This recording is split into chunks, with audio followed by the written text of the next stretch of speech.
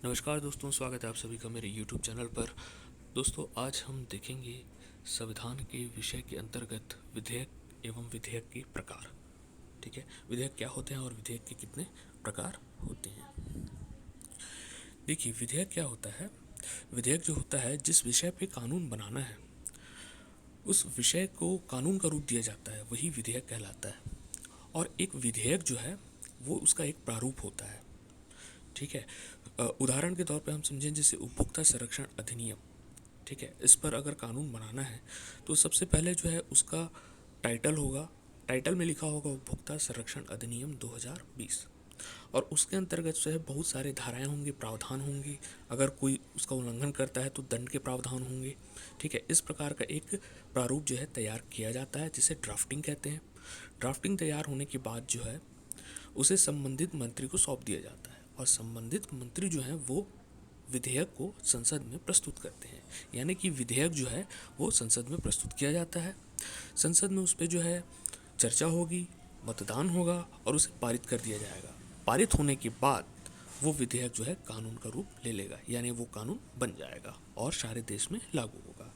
तो ये था बेसिक फ्लो ऑफ। अगर आप बेसिक फ्लो देखें तो बेसिक डायग्राम से आप समझ सकते हैं कि कैसे एक विधेयक जो है वो जो है वो कानून का रूप ले रहा है। अब हम थोड़ा डिटेल में देखेंगे कि क्या होता है संसद में। देखिए, कानून जो है वो बनाता है संसद, और संसद के होते हैं 3 अंग: लोकसभा, राज्यसभा और राष्ट्रपति। अब विधेयक जो है वो सबसे पहले किसी भी एक सदन से, राज्यसभा हो चाहे लोकसभा हो, दोनों में से किसी भी एक सदन से प्रारंभ हो सकता है या प्रस्तुत किया जाता है। ठीक है, यहाँ हम सिर्फ बेसिक चीज़ पहले समझ रहे हैं कि विधेयक जो है वो राज्यसभा या लोकसभा या राज्यसभा किसी भी एक सदन से प्रारंभ हो रहा है, क्योंकि कुछ ऐसे विधेयक होते हैं जो सिर्फ लोकसभा से ही प्रारंभ होते हैं और वहीं से ही पुनर्स्थापित होते हैं। जैसे उदाहरण के तौर पर धन विधेयक सिर्फ लोकसभा में ही पुनर्स्थापित किए जाते हैं। ठीक, तो हम यहाँ सामान्य चीज़ समझ रहे हैं, सामान्य विधेयक है। ठीक है, तो हम उदाहरण के तौर पर लेते हैं कि विधेयक को हमने जो है सबसे पहले लोकसभा में प्रस्तुत किया। लोकसभा में प्रस्तुत करने के साथ ही जो है उस पर चर्चा होगी, उसके प्रत्येक प्रावधानों पर। ठीक, उस पर जो है फिर मतदान होगा, और मतदान होने के बाद जो है पारित कर दिया जाएगा। पारित होने के बाद लोकसभा से विधेयक जो है राज्यसभा जाएगा, राज्यसभा में प्रस्तुत किया जाएगा। राज्यसभा में भी प्रत्येक प्रावधानों पर जो है चर्चा होगी। ठीक है, चर्चा होगी उस पर, और फिर उस पर मतदान होकर पारित कर दिया जाएगा। अब विधेयक जो है वो दोनों सदनों से पास हो गया है, लेकिन अभी भी विधेयक का अस्तित्व अभी भी विधेयक के रूप में बना हुआ है। विधेयक अभी कानून नहीं बना है। विधेयक जो है अब वो जाएगा राष्ट्रपति के पास। राष्ट्रपति के पास जाते ही राष्ट्रपति जैसे ही हस्ताक्षर करेंगे वो विधेयक कानून का रूप ले लेगा।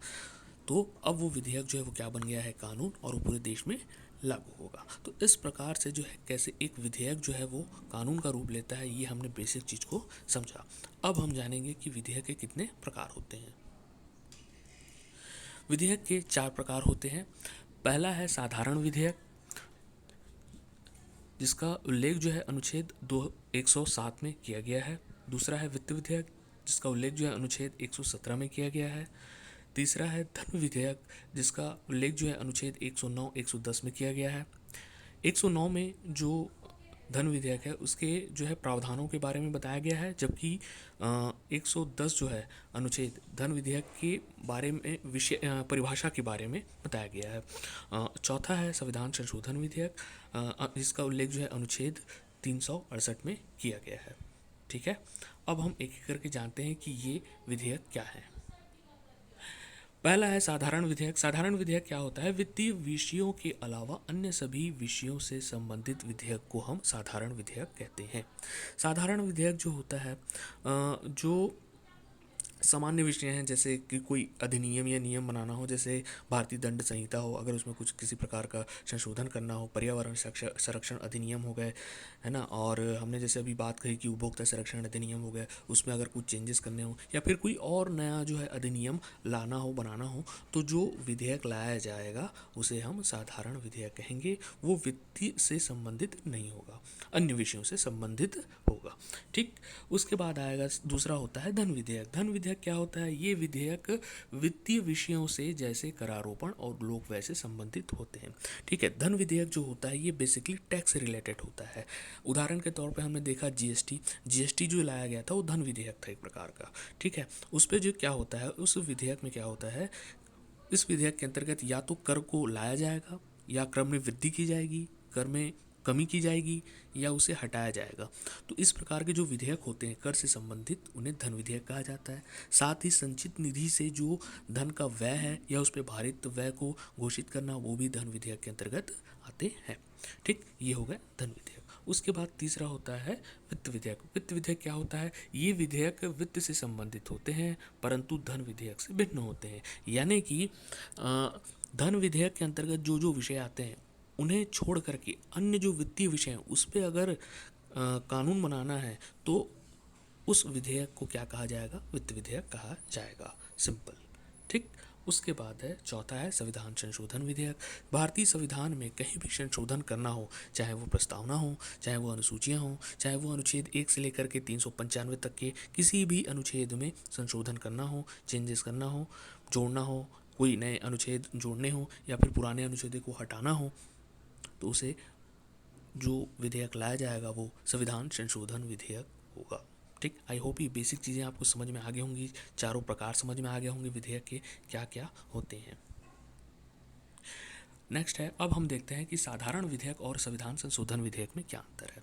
ठीक है, पहला है सदन। सदन यानी कि लोकसभा, राज्यसभा, यानी कि कोई भी विधेयक जो है वो किस सदन से प्रारंभ होगा। तो साधारण विधेयक किसी भी सदन से प्रारंभ हो सकता है, वो पहले राज्यसभा से भी प्रारंभ हो सकता है या फिर वो लोकसभा से भी प्रारंभ हो सकता है। उसी प्रकार संविधान संशोधन विधेयक भी जो है किसी भी सदन से प्रारंभ हो सकता है।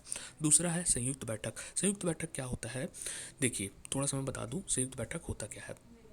संयुक्त बैठक जो होता है इसमें क्या होता है, जब विधेयक जो है एक सदन से पारित होकर के दूसरे सदन में भेजा जाता है तो दूसरा सदन या तो उसे अस्वीकार कर दे, या तो गतिरोध की स्थिति उत्पन्न हो जाए, या फिर उस विधेयक को 6 महीने से ज़्यादा हो जाए, मतलब 6 महीने से ज़्यादा वो पेंडिंग हो जाए, उस पर किसी प्रकार कोई चर्चा ना हुई हो। तो इस 3 स्थितियों में से कोई भी एक स्थिति उत्पन्न होने पर संयुक्त बैठक बुलाया जाता है। संयुक्त बैठक में क्या होता है कि लोकसभा और राज्यसभा के सदस्य एक साथ बैठते हैं और उस संयुक्त बैठक में जो है इस विधेयक को रखा जाता है और साधारण बहुमत से वो साधारण बहुमत से जो है वो विधेयक पारित किया जाता है। ठीक है, संयुक्त बैठक का जो पूरा जो प्रोसीजर जो चलता है वो लोकसभा के अकॉर्डिंग चलता है। लोकसभा की, ठीक, और उसकी अध्यक्षता जो है लोकसभा के संयुक्त बैठक की जो अध्यक्षता है वो लोकसभा के अध्यक्ष करते हैं। ठीक है, और वहाँ पे साधारण बहुमत से उस विधेयक को पारित कर दिया जाता है और ये माना जाता है कि वो जो विधेयक है वो दोनों सदनों से पारित हो गया है, यानी साधारण बहुमत से वो संयुक्त रूप से वो पारित हो गया है।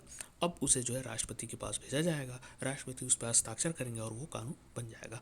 तो साधारण विधेयक के केस में जो है संयुक्त बैठक का प्रावधान है, वहीं अगर संविधान संशोधन विधेयक के बारे में अगर हम बात करें तो उसमें संयुक्त बैठक का प्रावधान नहीं है। ठीक, नेक्स्ट है राष्ट्रपति के पुनर्विचार।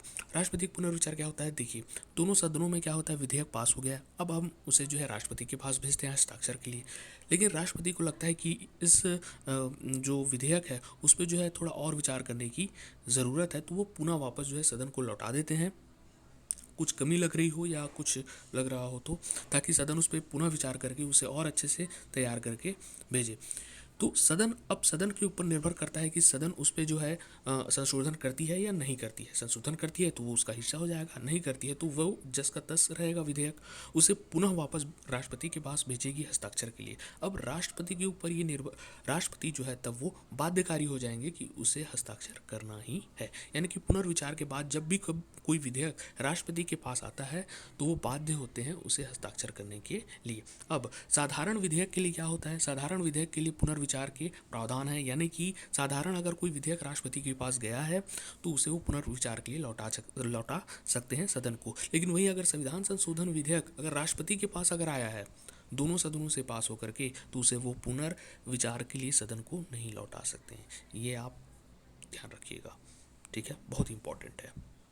नेक्स्ट है मतदान। मतदान यानी कि उसे पारित करना, ठीक है, वोट से पारित करना। साधारण विधेयक है तो उसे साधारण बहुमत से पारित किया जाएगा, यानी 50+1। और अगर संविधान संशोधन विधेयक है तो उसे विशेष बहुमत से पारित किया जाएगा। तो ये था बेसिक अंतर। आपको आई होप ये टेबल से आपको ये सारी चीज़ें क्लियर हो रही होंगी, क्योंकि इन्हीं पे ही पॉइंट बना करके जो है एग्ज़ाम में क्वेश्चन पूछे जाते हैं, कूट में आते हैं क्वेश्चंस, ठीक है। ये आपको सरल भाषा में मेरे समझाने का टेक्निक है। आई होप आपको ये समझ में आया होगा। अगर समझ में आया होगा, वीडियो पसंद आया होगा, तो ज़रूर लाइक करिएगा, शेयर करिएगा और कमेंट करके बताइएगा कैसा लगा ये वीडियो। साथ ही जो धन विधेयक और वित्त विधेयक जो विषय हैं वो हम आने वाले वीडियोस में देखेंगे, क्योंकि वो काफ़ी विस्तृत टॉपिक है, ठीक है, और उसमें कन्फ्यूजन भी बहुत होता है, ठीक है। उसको अच्छे से समझा जाए, उसको अच्छे से समझा जाएगा। आई होप ये वीडियो आपको पसंद आया होगा। इस वीडियो में फ़िलहाल इतना ही। धन्यवाद।